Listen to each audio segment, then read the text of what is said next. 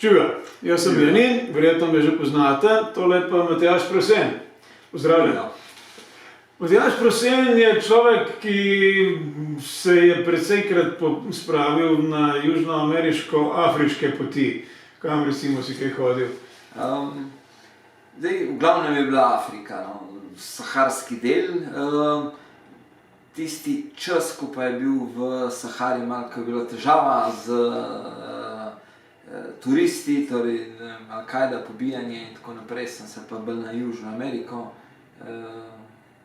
osredotočil, s tem, da sem zmeraj malo drugače potoval, kot običajno. No, ravno to, na kakšen način pa potuješ? Ti ne potuješ vedno ravno z avtobusi, ne?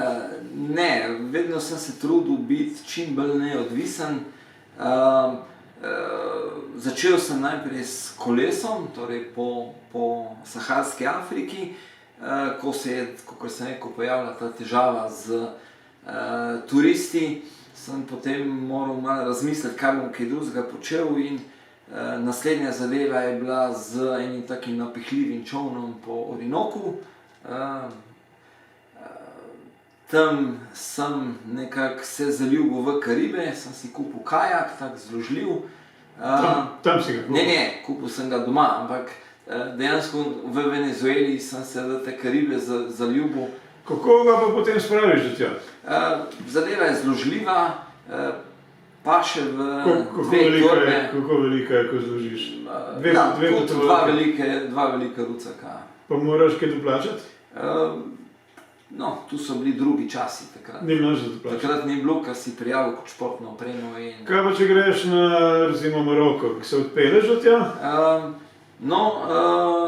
Za Maroko, takrat, ko je bilo kolo v igri, je to šlo vse na avion, torej tudi bicikl, ga razstaviš, spakiraš v relativno majhno... Pa tudi nisi dodatno plačal? 20-30 let nazaj so imeli strašne popuste za športno opremo. Aha. In si dejansko tudi surf so ljudje na avion spravili brez doplačila, ker so ga deklarirali kot športno opremo. Zdaj je seveda drugače. Koliko pa stane taka pot? Recimo samo letalo tukaj do tja, koliko približno? Zdaj sem malo ven z te scene, ker dejansko potujem z motorjem, da ga ne moraš dati na avion. Ampak 3 leta nazaj je za mano v Maroko letela družina in mislim, da so za 20 evrov, da je bila v eno smer je bila 20 evrov, v eno smer je bila pa 15 evrov. To sem pa slikal, iz Trbiža, ne vem tako. Ja, to so. Letos smo leteli na Islandijo, in so karte za 3 osebe prišle okrog 800 evrov. Kar je še vedno relativno poceni. Tako, ja. Seveda zdaj kakšne take eksotične destinacije, recimo Venezuela, se leti tam, mislim, da 12-13 ur, so kar drage, Ampak še vedno od Južne Amerike je Venezuela ponavadi bila najcenejša, Tam nekje okoli Jurja, recimo. Ja, Jurja, vprašanje, če nima Jurja 200 Kitajcev. Tako. Zdaj po zadnje čase pa kar z motorjem od Slovenije do koderkoli že. Tako, ja. V bistvu je tako, ves čas sem iskal eno tako svobodo, neodvisnost. In recimo na koncu sem zdaj prišel do tega, da motor zaenkrat nudi še največjo kombinacijo neke neodvisnosti in svobode.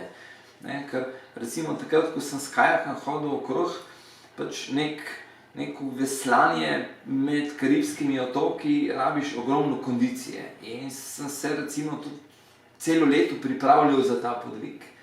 Medtem ko na motor se preprosto samo sediš pa greš. Čakaj, zložljiv kajak, to si malo težko predstavljam. Jaz sicer poznam tiste iz fiberglasa narejene, ne vem pa, kako zložljiv izgleda. Kaj je to za napihent? Ne, to ima kot en dežnik. Predstavljaj si dežnik. Ogrodje iz lesa, ki ga pač... Pa se zloži skupaj? Sicer ne kot dežnik, da ga samo primeš, ampak ga ali pa kot šotor, recimo. Ga sestaviš kot en indoplat v šotor včasih. In zunanji del je potem tak... Platno. Platno, aha. Bombažno platno. Okej.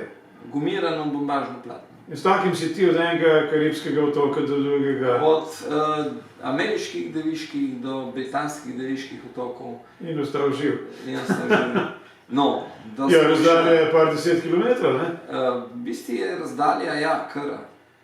Mislim, da je 20 kilometrov bila med najdaljšimi. Ja, kaj pa valovi? Z valovi je tako, lažji je čoln, manjši je čoln, manj so težave. Manj težav je, zaradi tega, ker barka ima problem, ko pade v luknjo med dvemi vali, da se ne more dovolj hitro dvigati.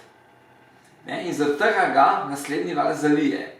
Medtem ko pa kajak je, ko pa štofeljc na vodi, pomika se gor pa dol, edino morske bolezni. A je, ko ti sediš, si skoraj zaprt, je samo luknja, Ja. Ni tako, da bi tekla voda. Ne.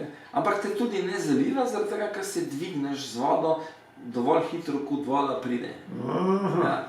Ampak, kot sem rekel, mislim, zadeva je na prvi pogled fantastična, si misliš, wow, tudi recimo spal sem na otoku sredi niča, dolg je bil mogoče 150-200 metrov s 3 palmami, tako kot pravljici. Ampak na koncu pa vidiš, da ta zadeva je zahtevala predtem veliko odrekanja, veliko priprav in da recimo konec koncev smo vpeti v neko življenje, kjer moraš tudi zaslužiti za to zadevo. In da je svoboda ne zdaj samo tistih mesec, dva, ko si na potovanju, ampak še vse, kar pride prej.